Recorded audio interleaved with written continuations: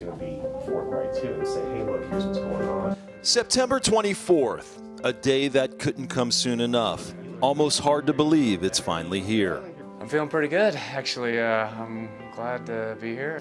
48-year-old Craig Hellmer's getting a final checkup from his doctor, Erkut Borazanci. Hellmer says despite a diagnosis of pancreatic cancer and given just 2 months to live 1 year ago, he never had any doubts that he'd be here today. When I met you 9 months ago, did you think you'd be at this point? I mean, you're a positive thinker. I mean, you never even thought about the alternative, right? I didn't. I thought for sure I'd be here. I wasn't sure how long I was going to have to stay on study. They still talk to me like, well, you know, hopefully this works, and I said, it'll work. I thought we might have to move here because just of all the other people and patients and the statistics, which I'm not supposed to look at. So. I said, look at the good statistics, don't look at the bad ones. For Dr. Borazanci, Hellmer's is a miracle, a beacon of hope, but he's also an example of how far the research has come. How far have we come in, let's say, the last decade in terms of you know, the research and then, you know, how far the drugs have come to help people like Craig? Yeah, so, you know, cancer in general has come a long way in the last decade. There's been tremendous breakthroughs, and pancreatic cancer has come a long way too. You know, 10 years ago, we only had the ability to offer single-agent chemotherapy drugs to people like Craig who have advanced pancreas cancer.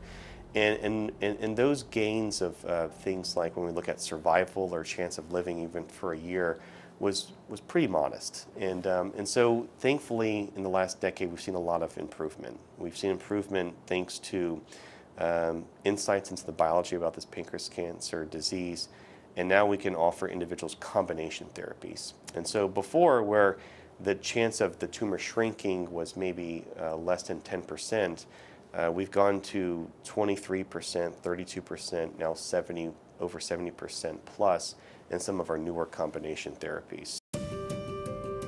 Dr. Borazanci says a 3-combination drug has been extremely effective on many patients like Hellmer's. The combination was born out of so much research over the last decade, really. So the initial base combination was a combination of these 3 chemotherapy drugs, gemcitabine, nab-paclitaxel, and cisplatin. Those 3 drugs have a response rate in stage 4 pancreas cancer of 71%. What that means is the ability of these drugs in stage 4 pancreas cancer to shrink the tumors significantly. The next step for Craig is preparing for his old life in Fort Lauderdale, Florida again. He'll be put on a maintenance plan as far as drugs go and see a new doctor there.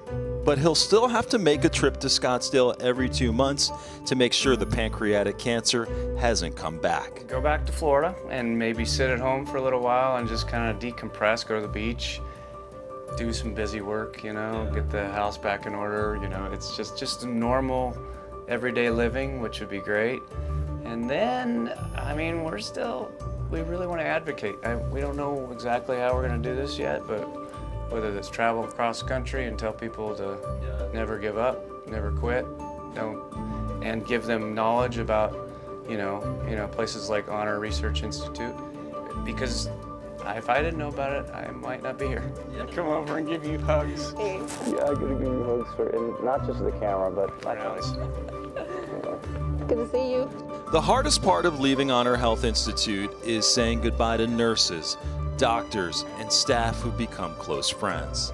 I mean, I do. I think there's there's always a little anxiety or anxiousness when you're changing, you know, because this became like a university or a school or something. You're always there. You were here. I was here for 9 months. It was like a new job, and then you leave, and not only do you miss the people, that's one of them, but the aspects. But I think that there's a sense of security here because they took such good care of us, and they do.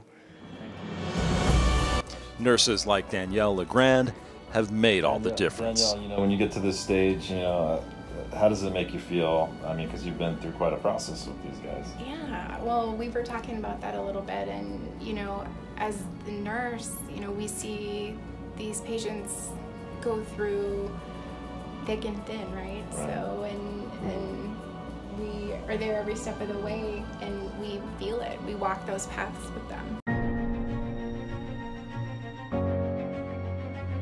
No matter what the future holds for Craig and Tricia, it will be a road filled with love, positive thoughts, and a new perspective on life, from a man who refused to let pancreatic cancer ever take him away. You know, it's obviously very, very rewarding to see someone do well and to do well with a very tough cancer, and I think that's important too, because that allows the opportunity then to continue doing what you're doing, but also share what you're seeing. And so someone like Craig being an advocate is tremendous, because the doctor can talk about the statistics and what they've seen, but seeing someone like Craig and seeing how they're doing and speaking on what his experience is a tremendous thing for individuals with pancreatic cancer. I think I walked in saying it's not going to kill me. This is not going to kill me. And I tell people, I saw people come into this clinic, were scared to death, and I'd say, you got to change it up here. You got to start looking at, I'm not going to die from this. I'm going to fight. And you want to fight, and everybody wants to fight. And the fight is, you know, it's not 100% curable for everybody, but 50% of it's up here. So start putting that part into it, and you're going to give yourself a lot better odds.